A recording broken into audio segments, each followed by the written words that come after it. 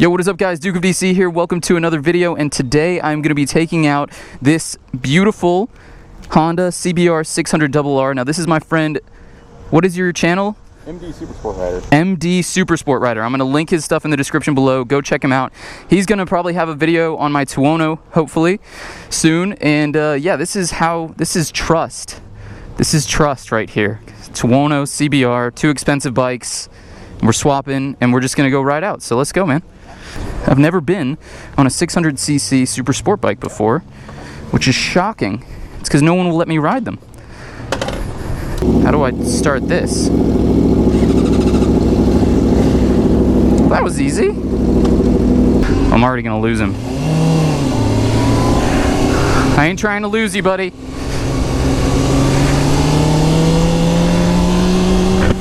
Alright guys, so this is DukeOfDC's first time on a 600cc Japanese super sport bike, or is this my first time on a 600cc in general on the channel?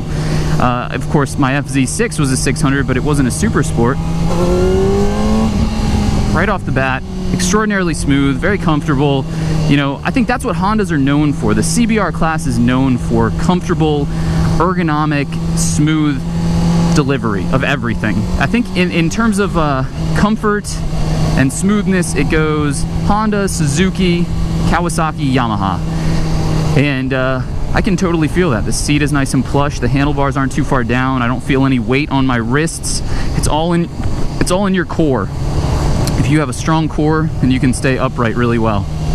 This bike does not have ABS though, so I need to be really careful about grabbing a handful. Of course, my Tuono back there that MD Rider is on has ABS, so he is all set and good to go. Oh man, I need to remember all sorts of stuff here. So this is a very analog bike. I think that they go for about 11 or just over 11,000 brand new without ABS. It's got the Shoei big piston forks on here. I love Shoei big piston forks, and feels really nimble too. I mean, it's got that super sport nimbleness packaged into a 600cc bike that weighs absolutely nothing in comparison to the big brothers. Power delivery is good. It's good. You know, it doesn't have a lot of low-end torque, so that initial grunt isn't there. It's a 600, so I'm gonna have to get it up into the higher rev range to see what it's really made out of. But I'm prepared for that, and we're going off and having a good ride here.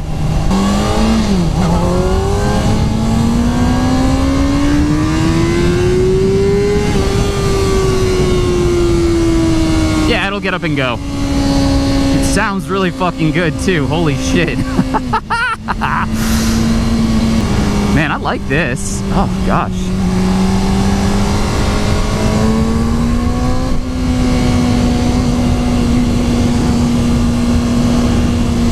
What else can I say about Honda CBRs, man? This is a classic. This bike has been around for a very long time, and it's a bit unfortunate what Honda has been doing with their super sport class for the last couple of years. They've been just kind of letting it sit, and it's even more unfortunate what's happening with the 600cc's, because people are getting less and less interested in these bikes and more interested in things that are, you know, of the 1000cc or below 600, the 250cc. So to give you guys the news here, a little bit of Honda news, the 2017 Honda lineup is supposed to include a 250RR that is very interesting. I am super interested in that bike. I think it's going to be awesome. It's kind of an homage to the 90s CBR 250RR that was that crazy high revving inline four. Now, I believe the one that's coming out in 2017 is a parallel twin, which is a little discouraging, you know, but I can understand why. I don't think they'd be able to release it if it was that high revving monster from before. Where's this person going?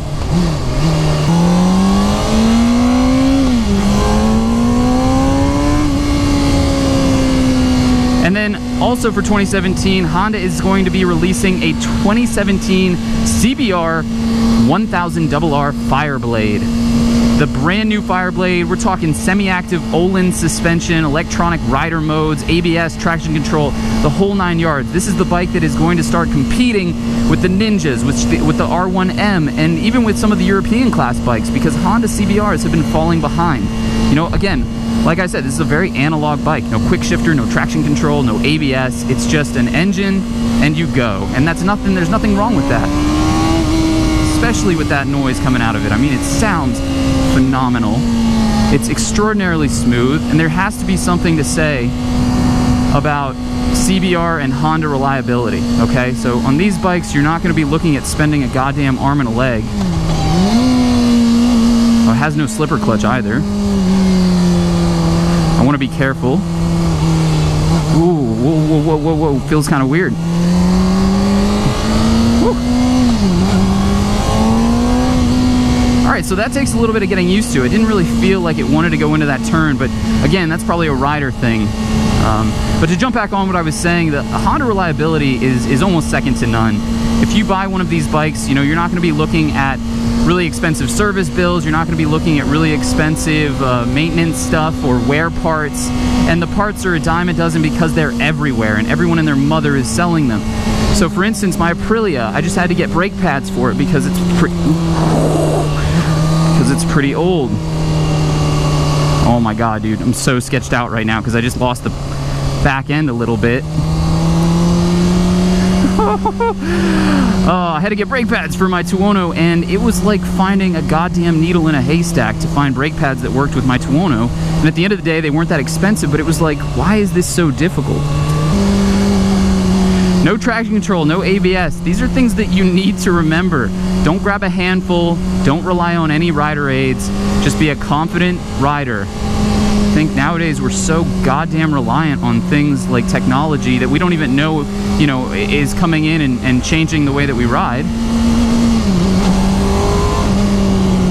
And that's not a bad thing, considering a lot of bikes are going to have these rider aids going forward, but it's not a great thing.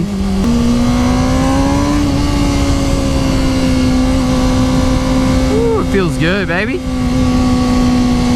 Okay, so the throttle response is very touchy. When you're off it, it kind of hammers you forward, and then you come back on it and it jerks you around. It's not as smooth as I would have wanted to see from an inline 4 that is known for its smoothness and power delivery. And that might be because I'm sitting a little bit lower in the rev range because I'm still getting to know the bike. But at the same time, I would want that smoothness across the board. You know, I could argue that my Tuono is smoother down low, even with the GPR and having, you know, no tune on it, which makes it a bit of a rough bike.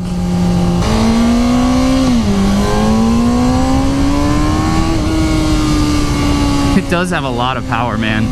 You know, the 600cc class is one that's been dying, but it's because people are ignorant. They think that there's no replacement for displacement. Well, there is. There has to be something to say for nimbleness, for lightness, and for feel on the road, and that's what these 600s bring you. You know, one of my favorite bikes is the Ninja 636. I think that bike, it would be, you know, I've never ridden one, which is such a frustrating thing because I've tried so hard to get out on other Japanese bikes, but just from a paper perspective, right, you have a 636cc lightweight Nimble bike. It's got rider modes, that has traction control, that has the option of ABS. It looks incredible. It gives you some semblance of comfort while still riding a bike that is more or less set up for the track. And the thing about these too is that, you know, the used market is filled with them. They sell a lot of these bikes, which is kind of funny because I just said that they're going to stop putting research and development into the 600cc classes and start focusing more on their 1000s and possibly the 250s. And yet they've been selling these things like hotcakes since the fucking 90s. So it's an interesting little, you know, marketing move by Honda. Let's put more money into the Fireblade, which I agree with. I think it needs to have more technology. But what I'm hoping is that some of that trickles down into these bikes. You know, semi-active suspension on a CBR 600RR would be fucking incredible.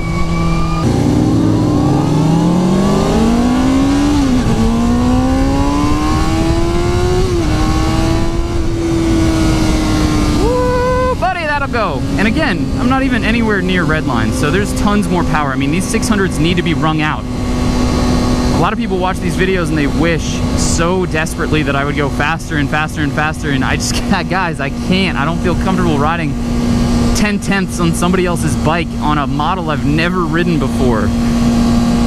Super comfortable bike, absolutely. You know, would I suggest that you could do really long touring stuff on this? I personally think it's a little more comfortable than my Tuono is right now, and that's, you know, the seat alone is nice and plush, and I'm enjoying this thoroughly. So thank you, MD Rider. Go subscribe to his channel, go check him out. He's gonna be putting out some videos. He's a new moto vlogger. He let me ride this, and you know, of course I let him ride the Tuono, so there's there's a little incentive for him as well. Everybody loves a Tuono, and a lot of people haven't ridden it, so they're all about it. They itch to ride it. But yeah, guys, that's going to be it for this review. You know, I really enjoyed it. I think the CBR 600RR class, the 600 class in general for super sport bikes, is unfortunately a dying class, and it shouldn't be, and hopefully something will bring that back. Again, if they put semi-active suspension on a 600cc bike, that would be something, man, you know? But yeah, guys, thank you so much for watching. Please hit that like button. Do it. Do it. And if you're new, subscribe for more. I'm going to be doing reviews, moto vlogs, everything under the sun. And as always, guys, I'll see you on the next one. Peace. I like this. Look at that Motonosity right there. And he's got to do it with Dickhead keychain. Dude, he's swagged out. I got to get him a DukeOfDC sticker.